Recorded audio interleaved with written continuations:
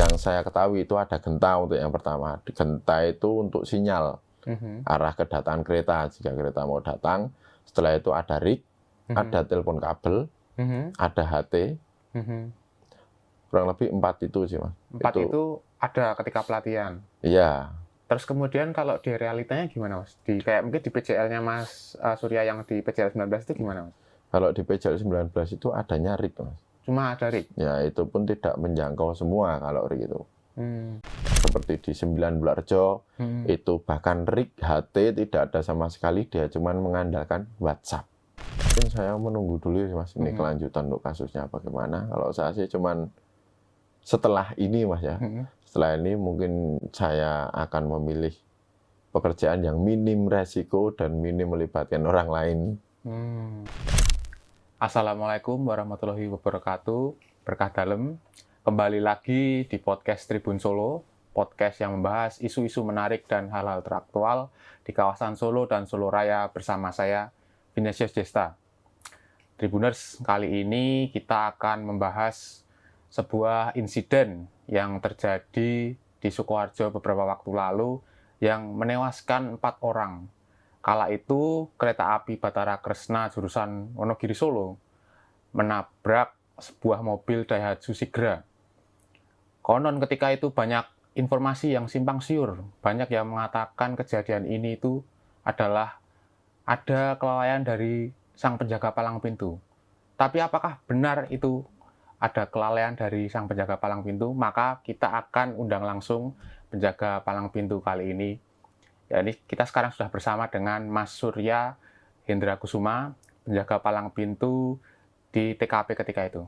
Selamat siang, Mas Hendra. Mas Surya. Ya, selamat siang, Mas. Ya, ini Mas Surya, mungkin bisa diceritakan itu. Benar nggak sih sebenarnya ada tudingan-tudingan atau kelalaian dari berbagai macam pihak bahwa Mas Surya itu awalnya tidak ada di pos itu, Mas?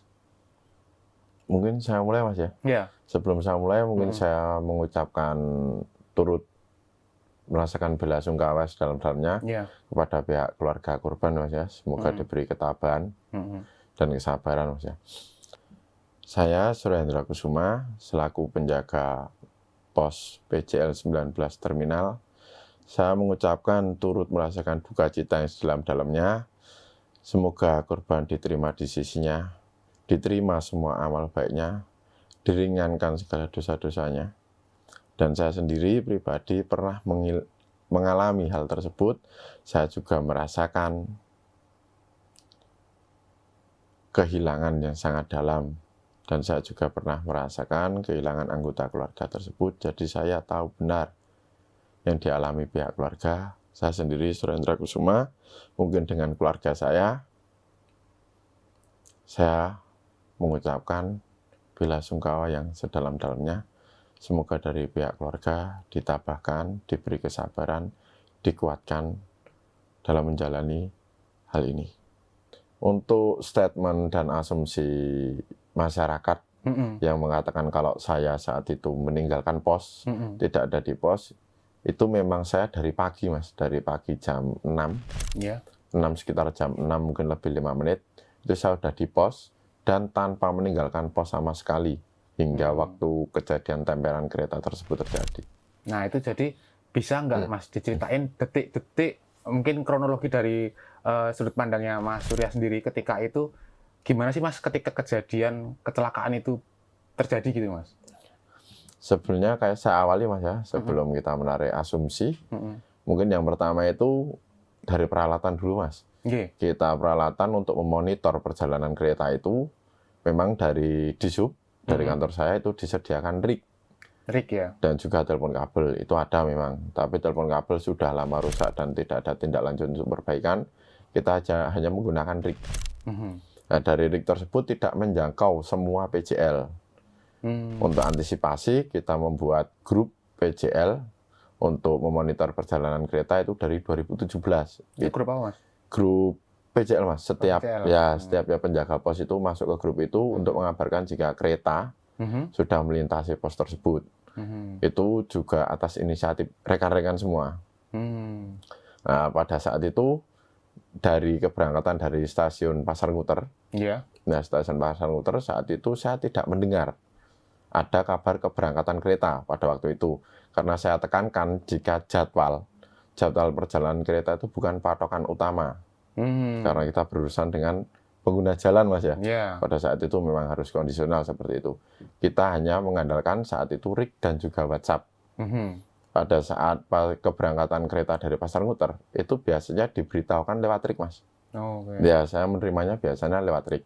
Ternyata pada saat itu RIK saya tidak berbunyi sama sekali. Jadi saya tidak mengetahui kabar keberangkatan kereta dari Pasar Nguter tersebut. Selang tidak lama sih, Mas. Habis itu saya dapat monitor dari WhatsApp perjalanan kereta dari PJL Songgorunggi. Dari PJL Songgorunggi tersebut kereta melaju ke arah PJL 21 Megajah.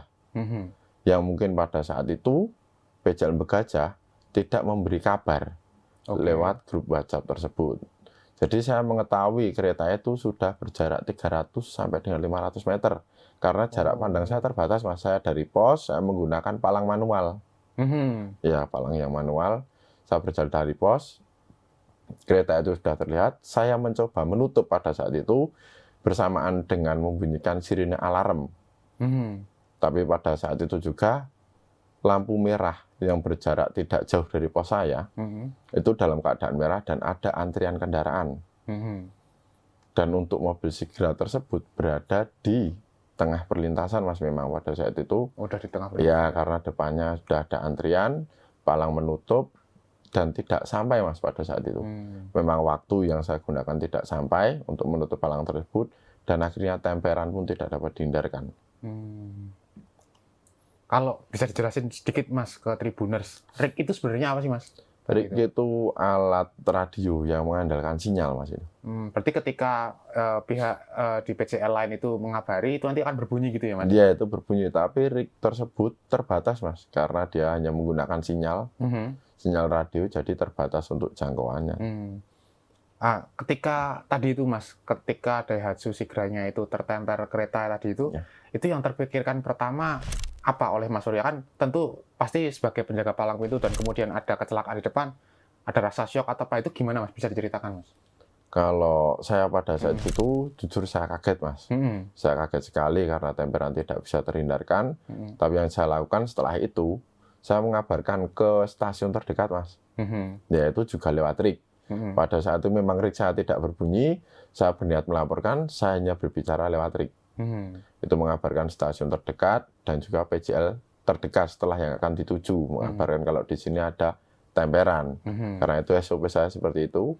Setelah saya mengabarkan, pada saat itu ada, Mas, beberapa provokator lapangan ya yang meneriaki saya pada saat itu. Tanpa dia tahu ataupun mengkonfirmasi saya terlebih dahulu, dia meneriakan kalau saya telat menutup palang pada saat itu. Memang saya akui memang pada saat temperan terjadi itu palang memang belum menutup sempurna. Dikarenakan kabar yang saya terima itu terakhir dari PJL 24 Songgorunggi, Mas. Setelah PJL 24 Songgorunggi itu harusnya ada estafet WhatsApp yang berjalan. Dan itu harusnya saya juga mendapat kabar dari PJL 21. Tapi ternyata pada saat itu PJL 21 tidak memberi kabar kepada saya lewat estafet WhatsApp. Setelah PJL 21 baru di PJL saya, mungkin di tempat TKP, saya di dalam pos, dan dengan kecepatan 70 km per jam, jarak pandang saya hanya sekitar 500 sampai 300 meter. Dan kecepatan segitu, saya mencoba menutup palang, ternyata waktunya tidak cukup. Posisi mobil juga sudah di bawah palang, jadi itu di tengah rel. Menutupnya kan dengan manual ya, Mas ya? Manual. Itu kalau dari posisi tidak menutup sampai menutup itu, kalau biasanya normalnya itu berapa menit untuk menutup itu, Mas?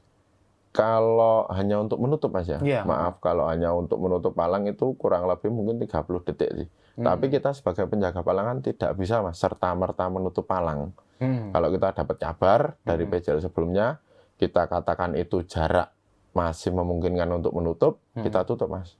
Kita tutup, soalnya ada beberapa aspek, Mas, sebelum kita menutup palang, kita harus memperhatikan pengguna jalan dulu. Ada tidak yang berkecepatan tinggi.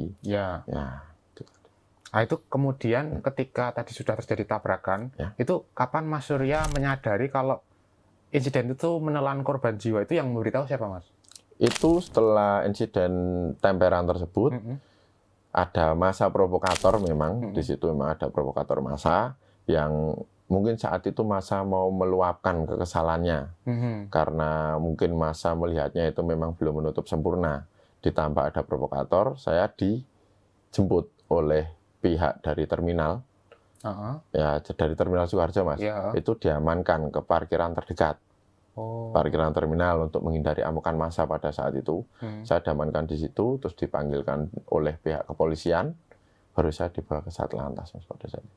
Tapi itu kondisinya ketika tadi di bawah itu Mas Surya sudah tahu ada? Belum tahu kalau korban itu, saya diberitahu dari kepolisian, Mas. Itu tahunya setelah dibawa ke kepolisian atau di terminal tadi? Di kepolisian. Di kepolisian. Itu nggak selang lama saya dibawa ke. Nggak selang lama berarti ya? Oke. Itu ketika tadi mendengar ternyata ada korban jiwa, itu yang Mas Surya rasakan sendiri itu gimana, Mas? Kan kalau saya sendiri kalau misalkan menyebabkan posisinya berjaga terus kemudian ada yang kecelakaan di situ, walaupun itu bukan kesalahan murni saya, pasti kan tentu ada perasaan gimana ya, Mas ya, kayak kaget atau apa, itu gimana, Mas, kalau ketika itu menanggapinya? Ya kalau saya saat itu memang shock, Mas, ya, mendengar jika dari kepolisian jika ada korban meninggal 4 di tempat itu. Saya merasa shock saat itu dan merasakan duka yang mendalam, Mas. Soalnya saya juga pernah merasakan kehilangan anggota keluarga mungkin. Jadi pada saat itu memang shock sih, Mas. Itu yang ngabari polisi ya, Mas ya? Iya, polisi yang mengabarkan kalau korban meninggal 4. Nah, ini kalau Mas Surya sendiri, saya pengen tahu, Mas Surya itu menjadi penjaga palang pintu itu sejak kapan sih, Mas? Saya dari 2015, Mas, tepatnya di bulan Maret. Jadi kurang lebih hampir 11 tahun saya berjaga di situ. Itu apakah terus di PJL 19 itu atau berpindah-pindah tempat gitu, Mas? Terus di PJL 19 itu. Dari awal berarti, Mas? Iya, dari awal, Mas, di situ. Itu kalau saya ingin tahu bagaimana sebenarnya mekanisme perekrutan dan mungkin apa kriteria yang diperlukan untuk menjadi seorang kayak penjaga palang pintu gitu, Mas? Untuk yang pertama kita harus mengikuti diklat, Mas. Diklat di Madiun pada saat itu turunlah sertifikat kelayakan, tapi sertifikat itu pun juga diikuti KTA, Mas. KTA itu apa ya, Mas? KTA itu kartu tanda kelayakan, itu dari Dirjen, itu dikeluarkan sebagai tanda untuk kami para penjaga palang layak untuk mengoperasikan peralatan tersebut. Dan KTA itu pun ada masa berlakunya, Mas. Oh, ada masa berlakunya? Ya, ada masa berlakunya dan kita harus mengikuti pelatihan lagi jika masa berlaku itu habis. Mungkin kurang lebih sebelum masa berlaku itu habis ada 30 sampai 35 hari sebenarnya harus mengikuti pelatihan tersebut. Itu jangka tadi masa berlakunya berapa lama itu, Mas? 4 tahun, Mas. 4 tahun, berarti kan Mas Surya udah 11 tahun ya? Berarti udah 2 kali menjalani ya? Iya, 2 kali menjalani. Dan itu posisinya kalau dalam perekrutan itu sebelum bertugas itu pelatihan penjaga rel keretanya itu cuma tadi diklat itu aja atau ada lagi, Mas? Untuk menjadi palang pintu itu tadi itu? Cuma di diklat itu aja? Ya, memang di diklat itu, tapi kan setiap KTA itu hampir habis, Mas. Kita memang diarahkan untuk mengikuti diklat lagi, pelatihan lagi, refresh lagi, uji kemampuan lagi. Itu apa aja sih, Mas, yang diajarin?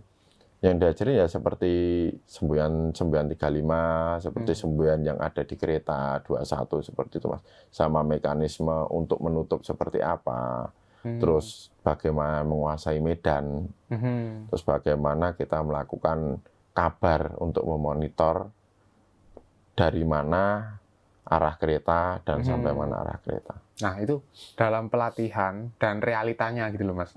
Itu apakah ada perbedaan dari tadi yang bisa kita lihat tuh, misal dari segi kelengkapan peralatan. Nah, itu pas pelatihan itu mungkin ada berapa peralatan, tapi realitanya di masing-masing PJL tadi ternyata cuma tersedia 1 atau berapa, itu bisa dijelasin, Mas?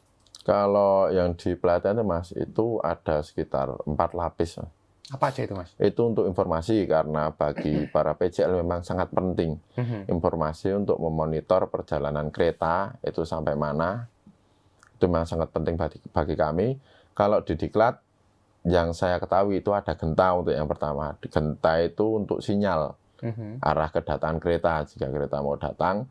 Setelah itu ada rig, ada telepon kabel, ada HT, Kurang lebih 4 itu sih Mas. 4 itu ada ketika pelatihan? Iya.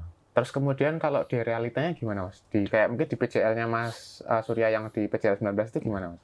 Kalau di PJL 19 itu adanya rig Mas. Cuma ada rig? Ya itu pun tidak menjangkau semua kalau rig itu. Berbeda dengan seperti jalur raya itu kan menjangkau banyak. Kalau rig yang punya saya memang hanya terbatas, tidak menjangkau semua pos. Dan itu pun tidak semua pos palang kereta, itu tidak semua ada rignya Mas. Oke. Iya, jadinya cuma pos-pos tertentu saja. Nah itu kemudian apakah memang tidak ada apa namanya ya, tidak ada niatan dari dinas itu tersendiri, perhubungan sendiri untuk memang melengkapi setiap PJL itu dengan keempat alat itu tadi? Apakah tidak ada arahan itu akan diperbaiki ke depan untuk penambahan update gitu Mas? Kalau setahu saya Mas ya, karena saya mungkin tidak terlalu tahu untuk pihak kantor. Selama ini memang hanya cuma itu. Dulu pernah ada Mas telepon kabel. Telepon kabel itu pun sudah lama sekali rusak dan sudah lama sekali laporan, tidak ada perbaikan sampai sekarang. Jadi sudah dilaporkan tapi tidak diperbaiki? Tidak, ya memang tidak ada perbaikan. Gitu ya. Nah itu kalau kondisi sekarang padahal Mas, menurut sudut pandang Mas Surya sendiri, kan kereta Batara Kresna ini sendiri yang awalnya hanya kecepatannya mungkin sekitar 30 sampai 40 km per jam, sekarang kan jadi yang kereta cepat ya, jadi 70-80 km per jam. Nah itu dengan kejadian ini tentu kan alat-alat itu tadi perlu di-upgrade. Kalau menurut Mas Surya sendiri yang terpenting sekarang itu apa yang perlu di-upgrade dari di PJL 19 tadi misalkan gitu? Mungkin dari palang Mas. Dari palang itu kita masih menggunakan manual. Bahkan ada beberapa pos PJL yang sama sekali tidak dapat menggunakan palang. Jadi masih di jalan. Mungkin untuk palang itu karena mengingat kecepatan kereta sudah cepat, mungkin dari palang disamakan otomatis. Terus itu yang pertama. Terus yang kedua mungkin alat komunikasi antar PJL Mas.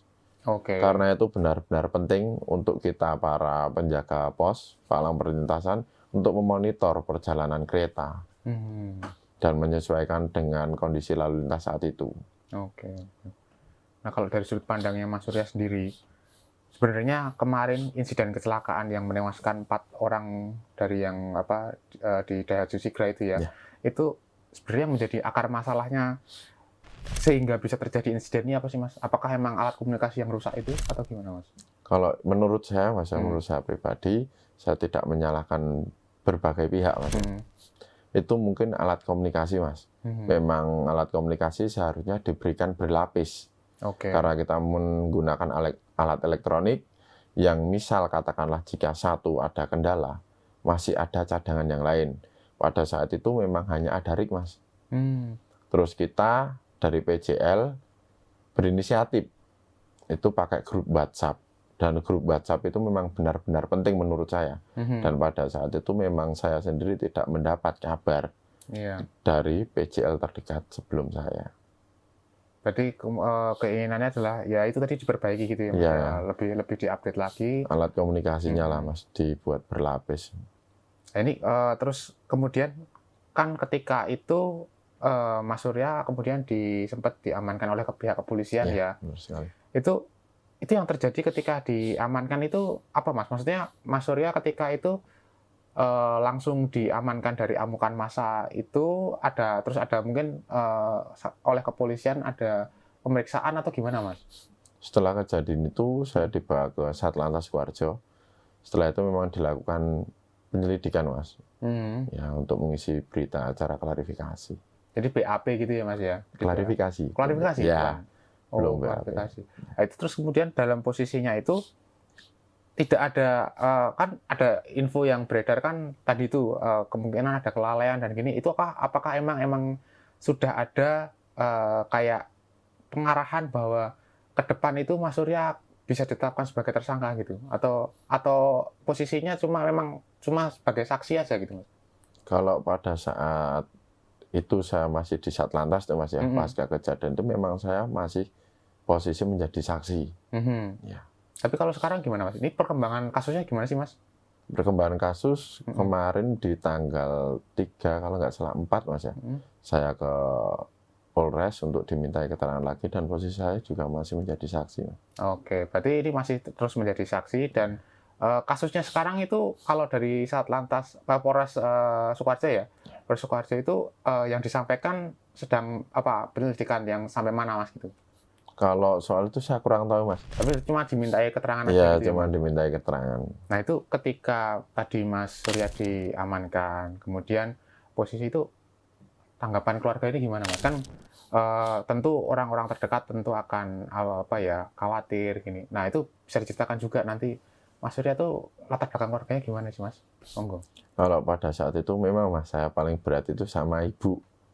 Iya, pada saat itu memang maaf ya. Iya. Pada saat itu memang ibu yang mencari. Oke. Ya tahu kalau ada kecelakaan di pos saya, karena mengingat rumah saya tidak jauh dari sana, ibu juga mendengar kabar tersebut. Itu yang pertama kali mencari ibu Mas. Kalau untuk latar belakang, saya itu yatim Mas.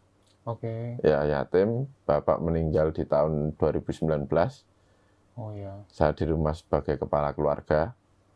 Saya masih punya kakak, tapi kakak sudah berumah tangga dan berbeda rumah. Jadi sudah rumah sendiri, di rumah saya dengan ibu saya dan adik saya. Berarti Mas Surya jadi tulang punggung keluarga. Iya, ya? tulang punggung keluarga. Itu tadi ketika ibu dengar dari siapa ya Mas? Ketika kejadian berlangsung itu? Saya kurang tahu Mas, mungkin dari tetangga-tetangga yang mengabarkan hal itu. Terus kemudian mencari Mas Suryanya kemana? Apakah berusaha menghubungi Mas Surya atau gimana? Tidak, pada saat itu menghubungi kakak saya. Oke. Ya, jadi yang ke Polres pada saat itu untuk yang pertama kali kakak saya. Ke Satlantas, maaf. Reaksi ibu gimana ketika itu, Mas? Maksudnya terus sempat itu langsung datang ke Satlantas itu langsung bisa bertemu kan Mas ya? Saat itu memang belum bisa Mas. Saya masih di dalam ruang penyelidikan. Karena itu saya belum keluar, setelah keluar baru bisa bertemu. Nah terus kemudian setelah bisa bertemu dengan ibu, gimana Mas Surya menceritakan kepada ibu kondisi yang ada ya? Tentu kan harus menenangkan ibu ya pasti gitu. Gimana? Saat itu saya bertemunya dengan kakak saya Mas. Oh kakaknya? Iya, memang ibu tidak ke Satlantas, saat itu memang tidak diperbolehkan. Oleh kakak saya sendiri untuk menunggu di rumah saja. Saat itu saya bisa bertemu dengan ibu itu hari kedua. Hari kedua, soalnya saya di Satlantas kan ditahan lebih dari 1 kali 24 jam pada saat itu, memang harus bermalam di sana. Terus untuk di hari kedua saya baru bisa pulang. Itu pun karena teman-teman GP, ya terutama Mas Gema yang menolong saya pada saat itu. Nah itu kalau dari sisi tadi itu Mas, 1 kali 24 jam, apakah emang itu aturannya seperti itu, harus menginap di sana itu, atau tadi itu emang kenapa Mas Gema dan yang lainnya itu ikut membantu itu, apakah emang ada kayak mungkin prosedur yang salah di situ Mas?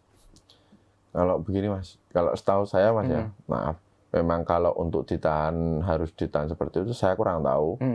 Tapi pada saat itu memang lebih dari 1 kali 24 jam itu dari kakak saya udah mencoba meminta bantuan karena saya bekerja di Dinas Perhubungan.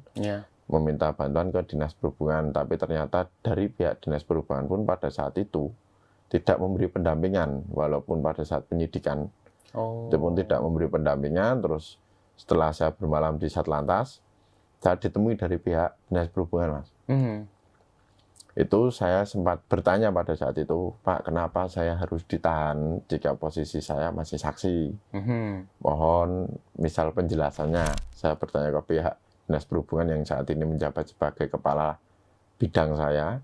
Jawaban dari beliau, mungkin karena Anda belum berkeluarga Mas. Jadinya ya udah dijalani dulu aja, nggak pulang dulu nggak apa-apa. Pada saat itu setelah mendapat jawaban dari dinas terkait yang menaungi saya telepon kakak saya untuk mencari pengacara sendiri. Dan saat itu kita berusaha sendiri Mas ya, semampunya. Karena saya yang di rumah yang saya pikirkan itu cuma ibu Mas pada saat itu. Karena ibu itu kalau pagi jam 3 itu ke pasar sama saya biasanya. Ibu jualan kelontong di rumah. Terus itu makanya Mas Surya yang selalu nemenin ya? Iya, makanya itu terus dari pihak kakak mencari bantuan hukum, kita bertemu dengan GP Firm Yaitu dari saat itu datang ke Satlantas, itu siang sepertinya. Seperti saya, kalau nggak salah jam 2, jam 3. Setelah itu mungkin usaha dari rekan-rekan dari GP Film tersebut, itu yang membuat saya boleh pulang di hari kedua itu. Ini kalau dari situ, dari sudut pandangnya tadi itu Mas, kemudian apakah Mas Surya sendiri itu benar-benar sampai tahap ini sekarang ini tuh tidak mendapatkan pendampingan dari Dinas Perhubungan itu sendiri? Memang tidak dapat pendampingan. Jadi memang benar-benar dari awal sampai sekarang itu tidak ada bantuan gitu ya, tidak ada pendampingan. Nah itu kemudian sampai sekarang Dinas Perhubungan ini sikapnya gimana Mas? Maksudnya dalam artian kan salah satu istilahnya pekerjanya gitu sedang diselidiki gitu. Nah itu mereka tidak ada statement apa-apa untuk atau mungkin membantu secara mungkin secara dari moral atau gimana gitu Mas kepada Mas Surya sendiri? Tidak ada sama sekali untuk sekarang. Tapi mungkin dari Dinas Perhubungan setelah kejadian tersebut saya sudah bisa pulang ke rumah. Dari Pak Dinas Perhubungan masih mempekerjakan saya Mas. Pada saat ini saya dipindah dari penjaga palang di bagian ke CCTV room. Oh, untuk sementara ya, ini? Untuk sementara ini sambil menunggu proses, tapi untuk kelanjutan proses tersebut seperti pendampingan, bantuan hukum itu sama sekali tidak saya dapatkan. Tapi dengan kondisi ini di PCL 19 itu berarti ada yang menggantikan ya Mas? Ada yang menggantikan. Itu dari Disub juga. Dari Disub juga. Ya. Terus kemudian kan Mas Surya juga tentu punya rekan-rekan sesama yang PCL itu, tanggapannya ketika Mas Surya terlibat dalam insiden seperti ini gimana Mas? Menguatkan atau mungkin ada yang WA, ada yang gini gimana Mas? Itu banyak Mas, pasca kejadian kemarin tuh ada beberapa teman itu ya datang ke Satlantas. Oke. Itu menanyakan mungkin perkembangan ini gimana, untuk bantuan dari kantor apa. Pada saat itu ya saya menjelaskan memang belum ada pendampingan sama sekali. Dan setelah saya mungkin bertemu beberapa kali dengan rekan-rekan, mungkin yang saat ini rekan-rekan takutkan. Iya. Rekan-rekan takutkan kalau bernasib sama seperti saya Mas. Oke. Karena mungkin kami dan rekan-rekan itu masalah, maaf Mas ya, kalau untuk gaji kita dari dulu memang di bawah UMR.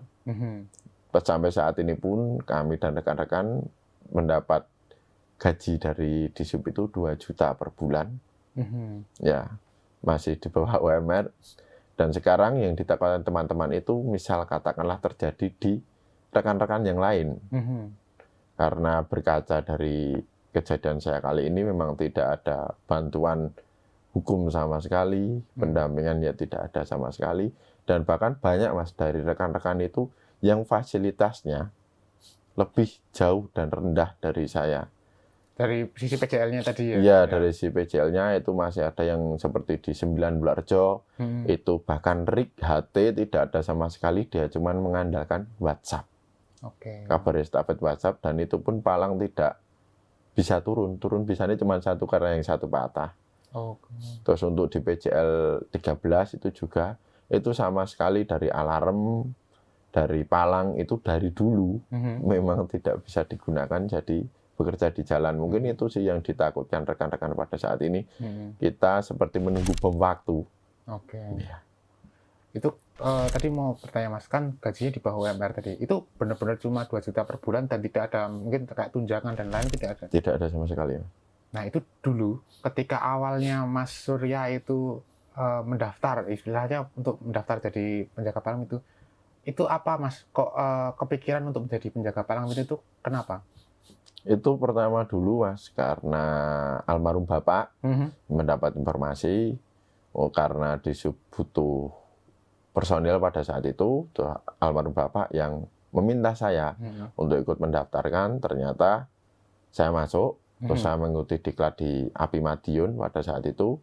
Setelah mengikuti diklat di Madiun itu, pas saat diklat itu Mas ya, mohon maaf, memang saat diklat itu disampaikan, jika misal katakanlah terjadi apapun, ini ada bantuan hukum dan lain-lain. Mungkin dari rekan-rekan, selama kita menjalankan sesuai SOP, walaupun kenyataannya pada saat ini Mas ya, pada saat ini kita terbatas untuk fasilitas. Kalau dulu pas diklat kan dari fasilitas kita diberi Mas yang menunjang dan memang standar.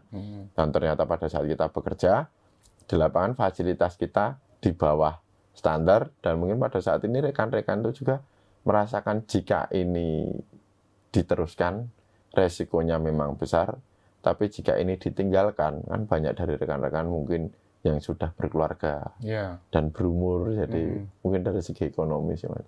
Kalau Mas Surya sendiri ke depan masih akan berpikiran untuk terus meneruskan profesi ini atau mungkin menunggu dulu ini gimana kasusnya gimana?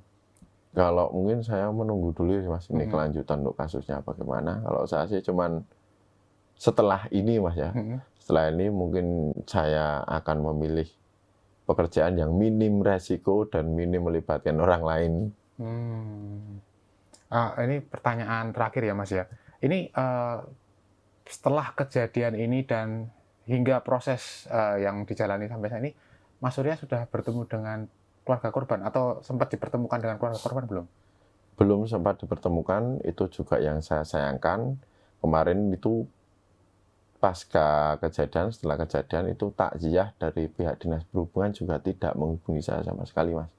Oh, tidak dihubungi sama sekali? Tidak dihubungi sama sekali, dan itu kesannya kok seperti saya ditinggalkan loh Mas. Jadi benar-benar itu cuma berangkat sendiri gitu? Iya, berangkat sendiri. Sebenarnya kan kalau kita berbicara memanusiakan manusia ya Mas, dari saya juga, pihak keluarga, itu juga ada Mas, niatan baik.